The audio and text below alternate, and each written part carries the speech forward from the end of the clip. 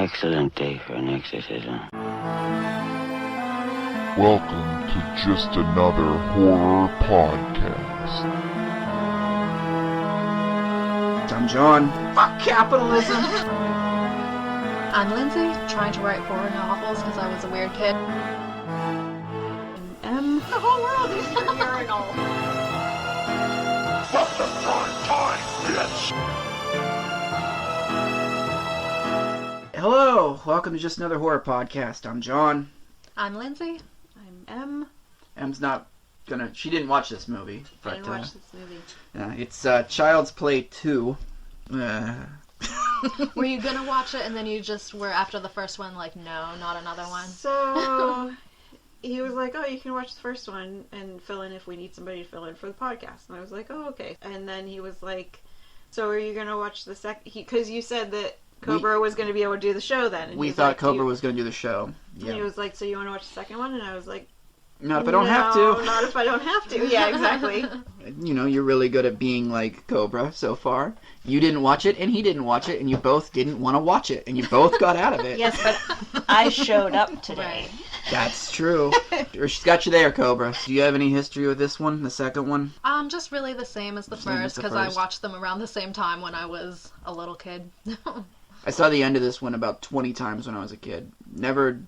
I didn't understand it. I didn't know what Chucky was or what was going on or why we were in a toy factory or anything. I just saw the end. That part's the most memorable part, for sure. There's a lot happening at the end of this movie. How did you keep seeing the end but not the rest of it? I would be just flipping through the channels and it'd always be on. Like, I would always catch Jaws 3 right in the middle. Remember basic cable? That was fun. Yeah. Yeah, if there was something on, you had to plan for it and be like, I need to be here at 7 o'clock to watch Child's Play 2. With all the commercials. So they brought back Alex Vincent, but they did not bring back Catherine Hicks. They had a scene in this movie planned where they were going to be at court, and she was going to get taken away for being like, a doll attacked me. And then she was like, I don't want to do that. I'm not coming. So they just skip that completely and just leave that as part of exposition. It's when you tell the audience without showing them because you don't have time or budget to show them. So the very, very beginning of the movie, this movie should not be happening. Right away. This shouldn't be a movie. They're taking the original doll that got shot to shit and rebuilding it as a way to prove to people the doll isn't evil so the company can keep making money. And then the one guy, doesn't he say something like, they thought they had a tape recorder in him that said, I am Charles Lee Ray, and I am the Shoreside Strangler. Yeah, something. They thought that somebody that worked there had messed with the stuff just, like, as a joke or something. And if you listen to our last episode, you know that we were not happy about the ending, because it didn't really explain what happened to anybody. I'm not happy knowing what happened with everybody. The cops... According to this corporation, the cops decided not to say what they saw so that they would not get sued by the company. But Catherine Hicks... Capitalism! Fuck capitalism! Oh, I was immediately like, I hope every one of these motherfuckers gets it, and only one does. I'm so sick of this. This movie won't kill the right people. So it's the toy company that is saying, we're going to rebuild it. Yeah, to prove that it wasn't really the doll. Yeah, because Catherine Hicks is like, yes, it was, and she gets put in a mental facility away from her kid, who also says it, and they put him in foster care. I wonder if they tried to warn them to lie so that they wouldn't get put into mental institutions and stuff, or if they went against that, or if they just were like, who cares about them? I feel like they should have just been like, it's dead, I just want to go back to living my life, man. I hate capitalism, but if you're going to throw me in a mental institution, I'll say whatever the fuck you want, I guess. You gotta battle the system from inside the system. Anyway. And I never saw the other movies past this, and so I don't know, why would they just keep rebuilding this doll? Like... Just wait till you see the beginning of 3. Okay. I've seen the beginning of 3, and I'm like, forget it. Just forget it. So, they're literally doing like a Frankenstein-ish surgery. They have some sort of machine that's like making a heartbeat sound. Which, what? Yeah. And so the head of the corporation and this smart aleck piece of shit guy are watching them do this surgery. And they're like, we've never put them together by hand before. And lightning strikes or something, and one of the guys just gets blown across the room on fire, dead. Oh, like the lightning from the first one? No, but there is that in this. But all the machines start electrocuting. I don't know what else to say. And it just, the one guy gets his hand caught in it and blows across the room. Mm-hmm. So, in order to cover this up, they're like, you gotta get that doll out of here. So they give it to some schmo who's like, he's got all these toys in his car already, which is weird. He's like trying to stuff it in the trunk and he can't get it in there, so he just tosses it in the back seat. So also then it cuts to Andy at this halfway house where Sarah Palmer runs it from Twin Peaks. Then we cut back to Schmo putting I'm not going to find his name. He throws the doll in the car. He's driving along. He's talking to some girl on his cellular phone from 1990. And she's like, I want vodka. And he's like, I know what vodka does to you. Oh, Jesus Christ. And then hangs up and he's like, I didn't buy the vodka, so I guess I gotta go do that. And he goes to just like, I guess the only liquor store in all of Chicago. Because you would think Chicago would, you know, being a city and everything, but no.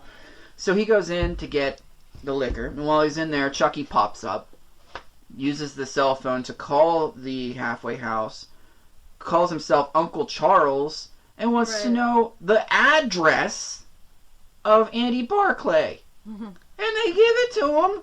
You just don't do that. You don't give out a random guy on the phone a kid's address. I am a long-lost relative of a child you have there. Can you please tell me where said child is? Don't you think they should have like a piece of paper that's like, these are the people who can know where he is? Definitely. Oh, yeah, for sure. Actually, I worked in a psychiatric hospital in 1999, possibly 2000.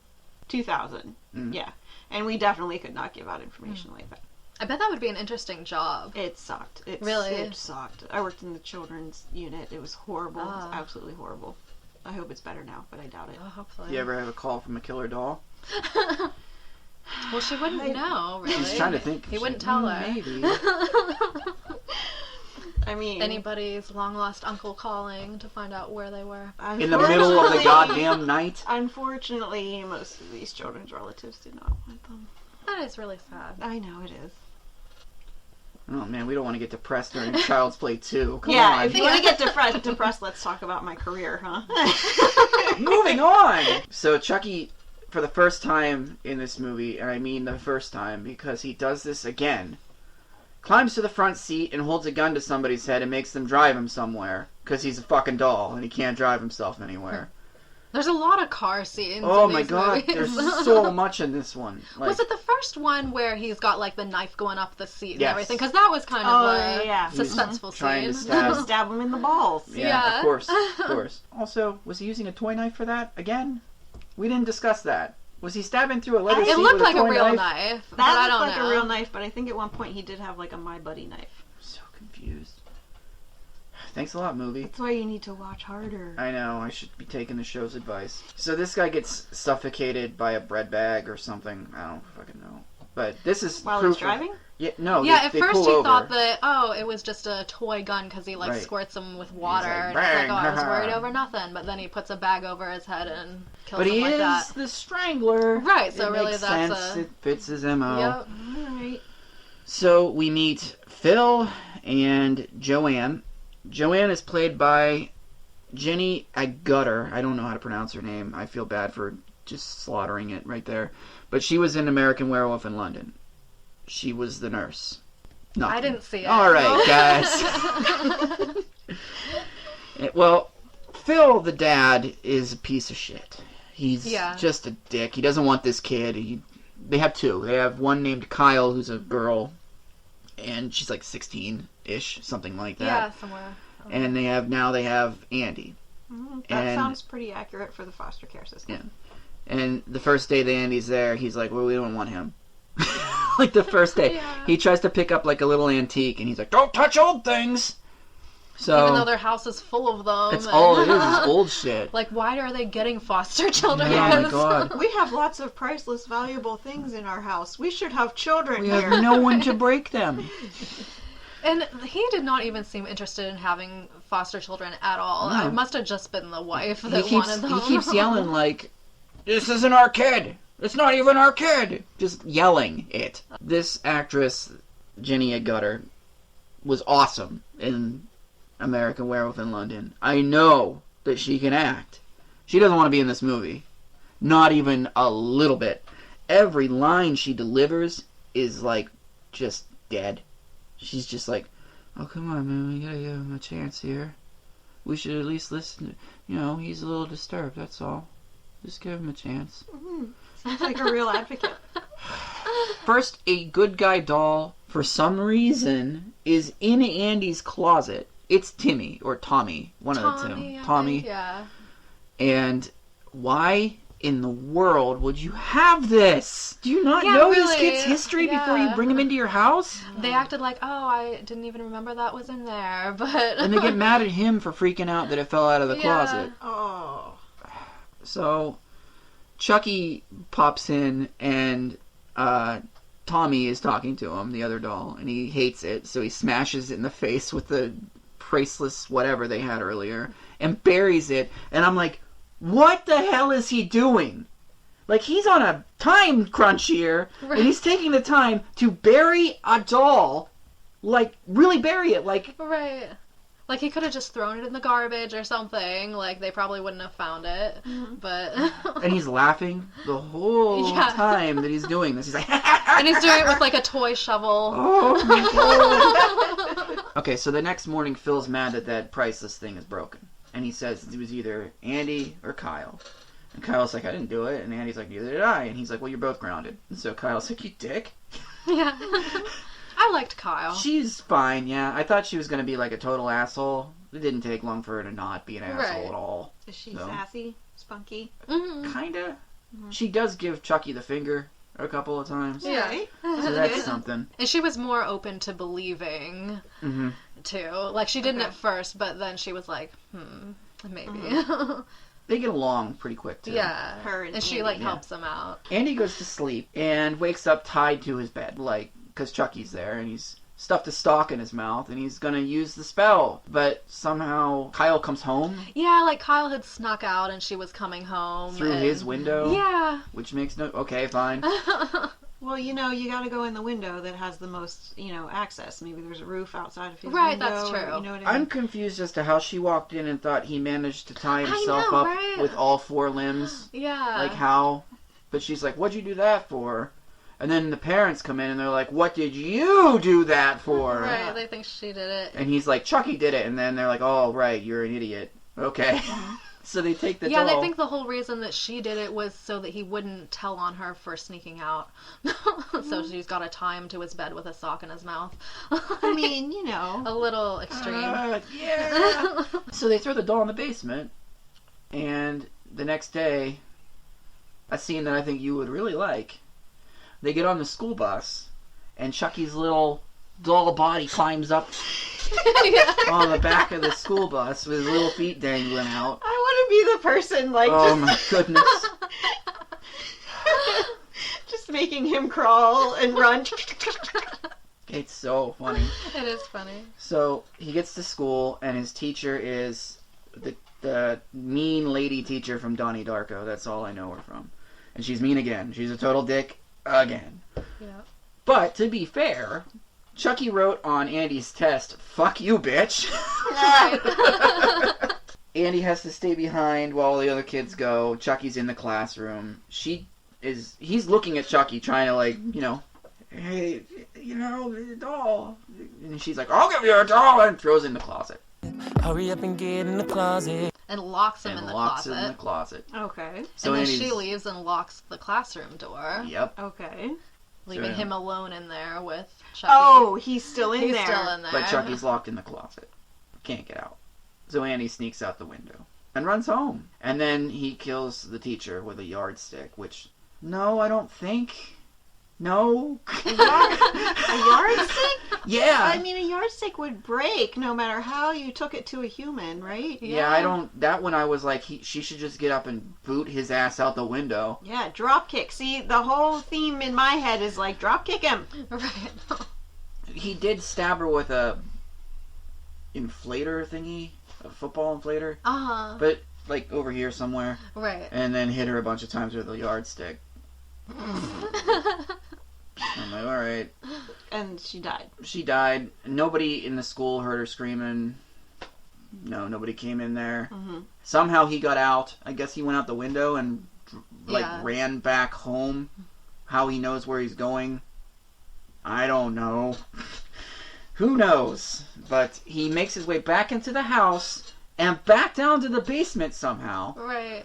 So that when Andy tries to explain it to his foster parents, the doll's still down there. I don't know how he did that, but Yeah. alright. That's a sly doll. That's voodoo. Why didn't they have a guy come in and be like, Chucky, I don't like you jumping from room to room and house to house with no explanation. You're an abomination. That would have been fine. I'm like, alright, voodoo. Got it. Cool. This time, Andy's like, I'm gonna fucking kill him, that dumb shit. So he gets a little turkey carver and goes down to the basement at night. And, there's like a back and forth where they're running around chasing each other. And Phil comes downstairs, and Chucky trips him on the stairs. Mm-hmm. And that's when he says, how's it hanging, Phil? Right, I'm yeah. like, whoa, good one. It's dumb because he just trips him and he breaks his neck. And somehow everyone thinks Andy did it. Yeah. He fell down the stairs. Like, Andy's just standing there when they get down there. With a knife. Did he have the knife? He put the knife down, didn't he? Well, eventually, I mean, yeah, he had the knife down because when the dad came down, he told him to, set it down. And he's like, oh, alright, fine. Because, I mean, at first he was like, but I need it, to defend against Chucky. But, of course, nobody ever believes them. Nope. Until it's too late. Nobody ever listens to kids. Dude, if my kid tells me there's a walking doll around, I'm gonna go check it out with him. I mean, you have experience, though. So Yeah, I've seen the movies, I know. And I told him, don't tell me there's any monsters unless there's monsters. Got it? So, I wonder, did they hear about the teacher dying? Because, I mean, you would think that they would They never also mentioned connect that to think, okay, so she was keeping him after class, and then she was murdered. and he's home early. Yeah. But here's the thing. He's not a criminal mastermind. He's like 10. Right. He came home with no blood on him Yeah. whatsoever. They would be like, she's bleeding everywhere. He has no blood on him. Yeah. He didn't do this. Mm-hmm. But that's just... Nope. The teacher just laid in that classroom for the next 10 years with nobody discovering her. Now the mom is upstairs crying, and then Andy's getting taken off by Sarah Palmer back to the other house. And Kyle's just wandering around. She finds Chucky under the stairs and throws him in the garbage, as you should. Throw the fucking thing away. But while she's out swinging on the swing set, she accidentally digs up Tommy's grave, the other doll. And she's like, oh, what? I imagine that's what she said. So she goes over to the garbage can and Chucky's gone. Goes upstairs and the mom's just dead. Because she's like, I'm not going to do a death scene. I want out of this. I got things to do. I got to get out of here. Wait, so Sarah Palmer's dead? No, not yet. No, this is The the mom. foster mother. The foster mom that didn't Oh. want to be in the movie. I was actually feeling pretty good that Sarah Palmer was going to make it. I did. I was like, she's going to make it. She's good. She's made it this far. No, if you like somebody, they're dead. Yeah, that's true. Well, in this movie, I liked Kyle, and I liked Andy. He wasn't going, Yeah. Chucky. I Not think in this his one. acting really improved in the second he did one. a lot better this time. So, now things... I feel like this is when the movie drags. Because now Chucky gets Kyle and tries to get Kyle to drive her. Again, we have another driving scene. They're driving, she speeds, a cop pulls her over, and then lets her go, and never is seen again, and that scene leads to nothing. And the cop saw the doll's nose bleeding even, Oh, yeah. and he's like, what's going on there? Oh, you know the dolls that pee, this one bleeds, that's what she says. Oh my god. It's pointless, it's just filler. And then they keep driving. They're back to driving again. And then finally she gets it in her head that she can hit the gas and he doesn't have his seatbelt on, you know, that whole thing. Fly out the window. Mm-hmm. And they end up almost near the halfway house, right? Mm-hmm. And a whole bunch of confusing shit happens where nothing really happens until Chucky finally comes back with a knife and makes Kyle take him inside. So they go in, they pull the fire alarm, and Sarah Palmer, Andy, Kyle, and Chucky all go into an office because Sarah Palmer's like, "What the fuck? Why'd you pull the fire alarm?" And Chucky kills her, says some one-liner that I don't remember. Something like, "Isn't it funny or strange?" Oh, yeah. Pretty funny, huh? Or something like that. Or it's like, no, it's not. It's not funny. Yeah, or... Obviously not a memorable one-liner. Yeah, I can't remember what it was. Amazing, isn't it? She falls on the copy machine, and, like, yeah, there's copies of her dead face just flying out, and it doesn't do it, like, once. It does it twice, where they're still coming out. And I'm like, that's not how a copy machine works. We know that is not how a copy machine works. I never used copy machines. Can you, like, put, like, a number in of the amount of copies you want? Maybe it accidentally hit that button, and so they keep coming out. I guess. Like, I guess if it hit it could be 9. But definitely more than 9 came out. Yeah. I mean, otherwise you're sitting there like 100, like you have to, There's no accidental. How do they end up at the toy store? Or not the toy store, but the toy factory. This says all of his one-liners in it. "How's it hanging, Phil? You've been very naughty, Mrs. Kettlewell. And playtime's over. And amazing, isn't it, is the one that he said. Oh, amazing, isn't it? Yeah. What's amazing? That was what he said, what are you even talking about? Just amazing that he's a doll that's alive, I guess. I didn't really have time to think about it. I did. Chucky and Andy go outside and climb in the back of a newspaper truck. Oh, right. And then Kyle's following them, trying to get the truck to pull over so she can save Andy. Mm. And he's trying this stupid spell again. And again, it's not working. So then they wreck in front of the toy factory. And run into the toy factory. What a coincidence. Yeah, right? Right. Wow. It's the good guy factory, literally. There's nothing else in there. It's not like Hasbro or, you No. know, Mattel. It's the good guy factory. And it's just nothing but a non-stop conveyor belt of these fucking dolls being put together with one guy who's watching all of it all night long. All red hair, blue overalls, Oh, yeah. striped t-shirt. All exactly the same. Oh, boy. So once again, he tries to do the voodoo thing, and he gets the spell done, and nothing happens. And he's like, "Oh, I've been in the body too long. Shit, I guess I'm stuck here forever." And that was the end of Child's Play forever. What? No, it wasn't. We had 7 more movies. Gosh. It should have been the end. It was not the end. I was like, oh! It would have been good if he was like, "Well, I guess I'm just stuck like this. Oh, well, it was fun. See you later." But instead, he tries to kill Andy for making him wait too long. They chase each other around for a while.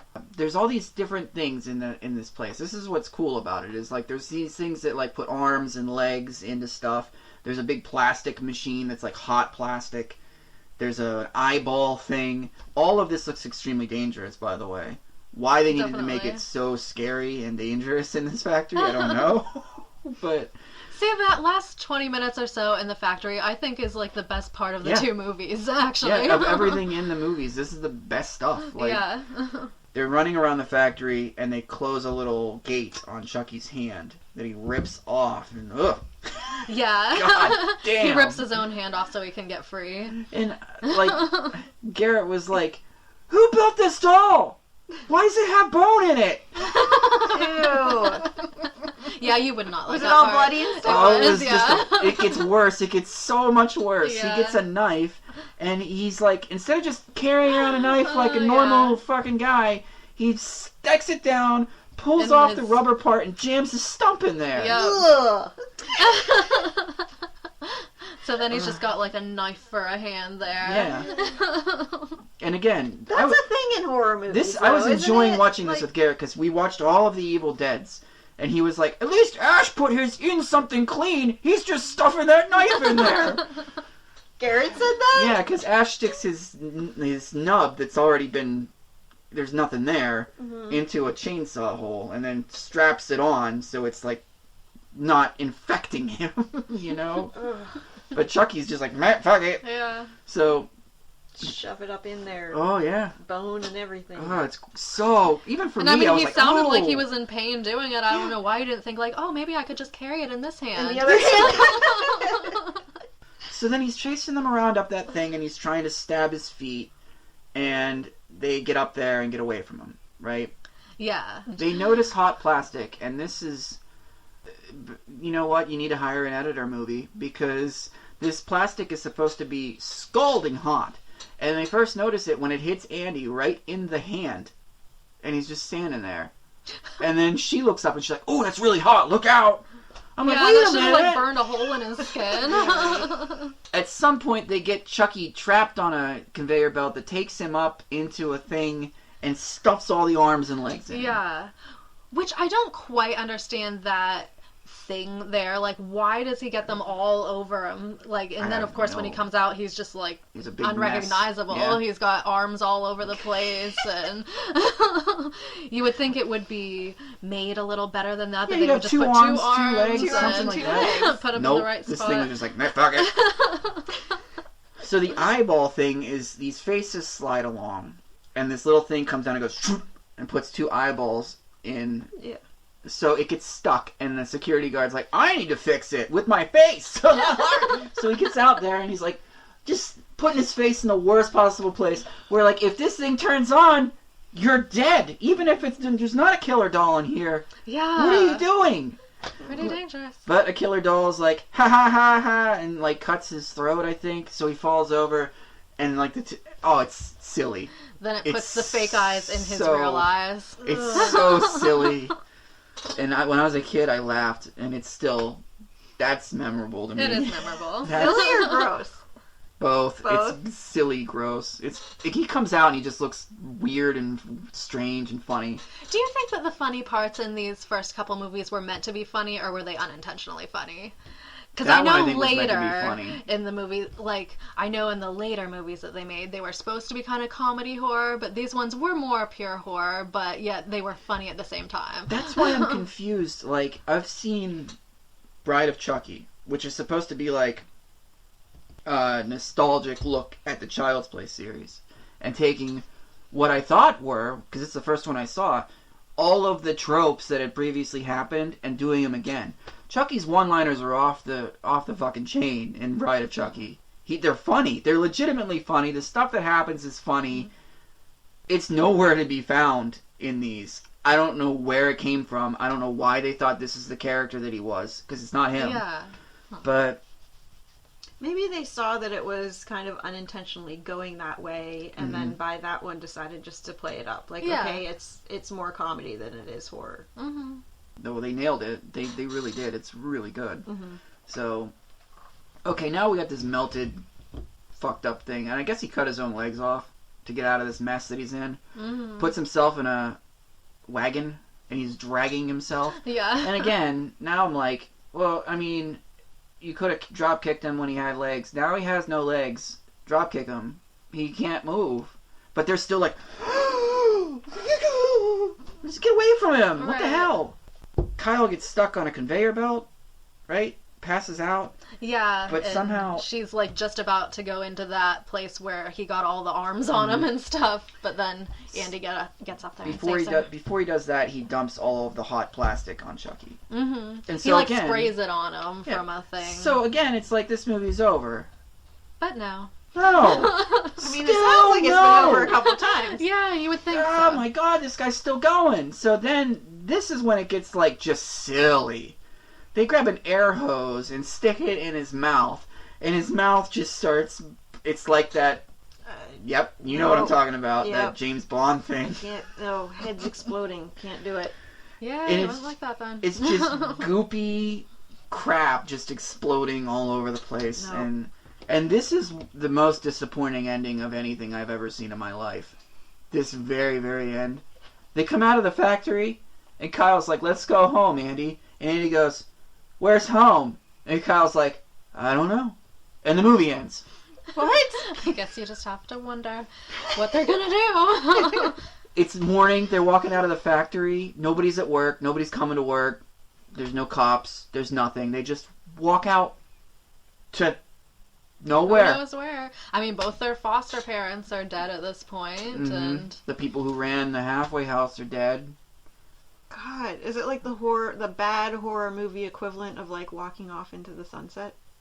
kind of. I guess. They didn't need to put Like, those lines who in knows there. what's next? Right? Yeah, just use your They didn't need to imagination. put those in there at all. Like, they could have just been like, they could have just said, let's go home, and that's it. Mhm. But the fact that they're like, we don't even know where that is.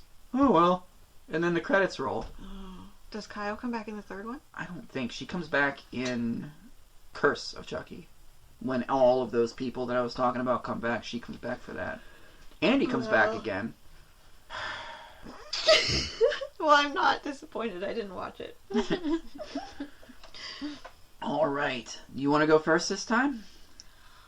I guess so. Okay. See, I found this one about as entertaining as the first one, and especially with that last, 20 minutes or so, that's the most memorable part of the entire two movies. Mm-hmm. I would, put it almost at the 6 that I gave the first one, but I'm gonna say 5.5. Okay. I like it. Decimals. Yeah. So, this movie had me rolling my eyes a lot. And it had a lot of people that I recognized, but they weren't trying. Andy was better, and I liked Kyle, so they had two characters that I actually enjoyed. The effects at the end are, if you like this kind of stuff, they're really good. God, this movie was just forced. And the other one had a feel to it, like an atmosphere to it. Yeah. This had an atmosphere to it too, of a 1990s movie, an early 90s movie. Well, it was 1990, so. Well, perfect. This was an early 1990s horror movie, the kind that later on would go straight to video. You could tell, but the thing is, they had enough budget to make that set at the end, so that made it more Hollywood-esque. This thing, without that, would have easily went to, I guess, VHS back then, but I didn't enjoy this one. I enjoyed the end, though. If you watch the last 20 minutes of this, you'll probably have fun with it. So, 5 again, I guess. I feel like I might have enjoyed them less if I hadn't watched them as a child and it didn't, make me feel nostalgic in a way, because that was kind of the beginning of horror for me. Right. I I get that. had no nostalgia for this at all. So, just It's like the romantic comedies I watched when I was little. Even Yeah, though they're not good, look, maybe, like but... watching them as an adult, they probably suck. But I liked them when I was younger. yeah. So David Spade is the poor man's Dana Carvey. I haven't seen David Spade in forever.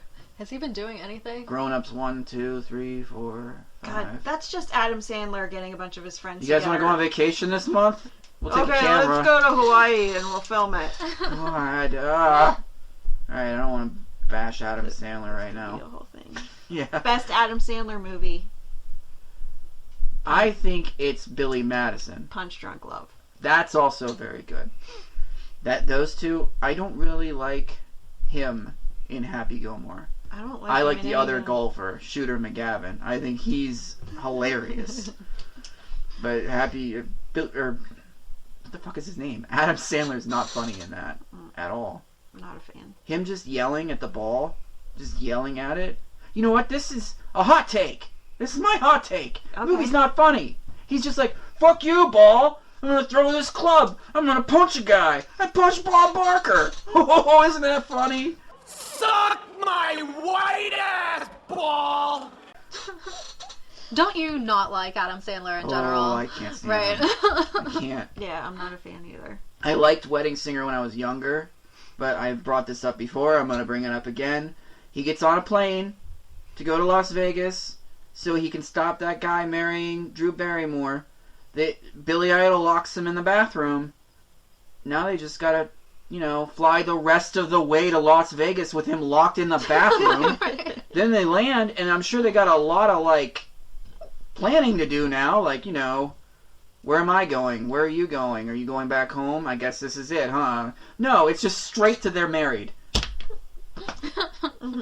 Plus, Glenn could be like, I got punched on a plane. Could I sue? Like, I felt unsafe. I'm sure TSA would get involved. Right. Oh my, no, because Billy Idol was there, so it's okay. Everything's okay. Billy Idol. Holy shit. Okay, the worst Adam Sandler movie, before I turn this off. That Jack and Jill. Jack and Jill. I didn't see that one. Wow! It's just Adam Sandler twice, but one as a fat lady. His sister. Yeah, I remember seeing previews of it. I But... kept waiting for something like... Typical shitty comedies have like a real beat to them, where dumb things that you can see happening or happen. This didn't have that. Like, he worked at a job, and they kept bringing it up. And Al Pacino was there. And I'm like, oh, she's going to hit on Al Pacino, or she's going to ruin something with Al Pacino. She never goes there. At all. She is so big she crushes a horse at one point. And P.S. Al Pacino's in this movie. What the fuck? He's only in it to do a commercial for Dunkin' Donuts. Al Pacino, Cappuccino. You know, actually, I think I did watch this movie on TV way back then. It was so not memorable to me that I forgot all about it. That makes sense. It's just painful. It's really painful. And Hollywood's like, we'll give you $20 million to do that. Oh my Go for god. it. See, sometimes it's just out of control with that shit. If it's not good, like, yeah, okay, so you made one good movie, or you were good on Saturday Night Live, or whatever it was. Stop throwing millions of dollars at this person for shit, for nothing. The one thing he did once. Yeah. His songs aren't that good. I'm just trashing him. I'm just gonna say it. His songs aren't funny. They're not good. The Hanukkah song is just naming people. It's not funny. He's just naming people. That's all he does. Okay, anyway. You can find us on Podbean. You can find us on YouTube. And we're also on Apple Podcasts. You can interact with the show on Facebook.com/horrorcasting and Twitter /horrorcasting. And you can email the show at horrorcastings with an S at gmail.com.